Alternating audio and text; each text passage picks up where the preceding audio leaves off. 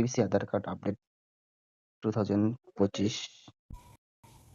ভারতের কোটি কোটি মানুষের কাছে আধার কার্ড এখনও সবচেয়ে গুরুত্বপূর্ণ পরিচয়পত্র। সরকারি ভর্তুকি, ব্যাংকিং পরিষেবা থেকে শুরু করে বিভিন্ন প্রয়োজনীয় কাজে আধার কার্ড ছাড়া এক পা এগোনো যায় না। তবে সাধারণত কাগজের আধার কার্ড অনেক সময় ছিঁড়ে যায় বা নষ্ট হয়ে যায়।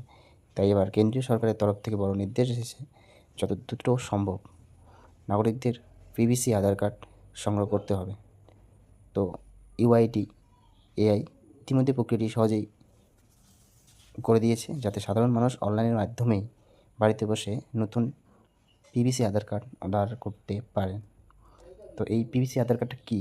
পিভিসি আধার কার্ডটা হলো এক ধরনের প্লাস্টিক কার্ড, যা ব্যাংক এটিএম বা ডেবিট কার্ডের মতো মজবুত। এর ভেতরে থাকে QR code, hologram, micro text সহ একাধিক সিকিউরিটি ফিচার।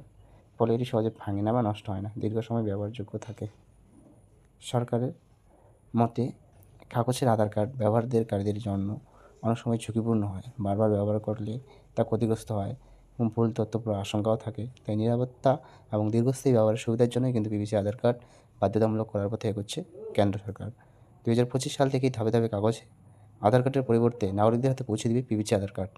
তো এবার সেই পিভিসি আধার কার্ডটা কোথা থেকে বানাবেন আপনারা?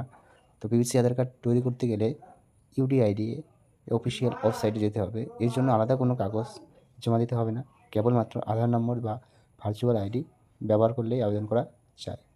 তো এই পিভিসি আধার কার্ড অর্ডার করার প্রক্রিয়া যারা জানেন না তাদের জন্য স্ক্রিনে দেওয়া আছে, সেটা ফলো করে খুব সহজেই কিন্তু আধার কার্ডটা অর্ডার করতে পারবেন।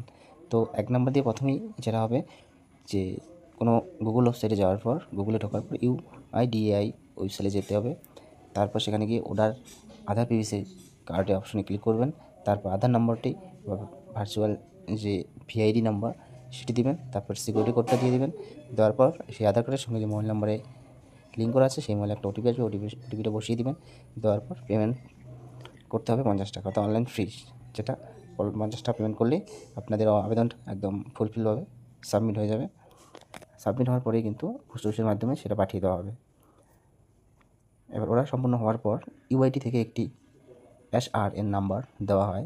সেই এসআরএন নাম্বারটি প্রিন্ট করে সেটি নিজের কাছে রাখবেন এবং সেটির সাহায্যে ডাক বিভাগের ওয়েবসাইটে গিয়ে চাইলে স্ট্যাটাস চেক করে দেখতে পারবেন। সাধারণত 5 থেকে 7 দিনের মধ্যে আবেদনকারীর বাড়িতে পৌঁছে যায় নতুন পিভিসি আধার কার্ড।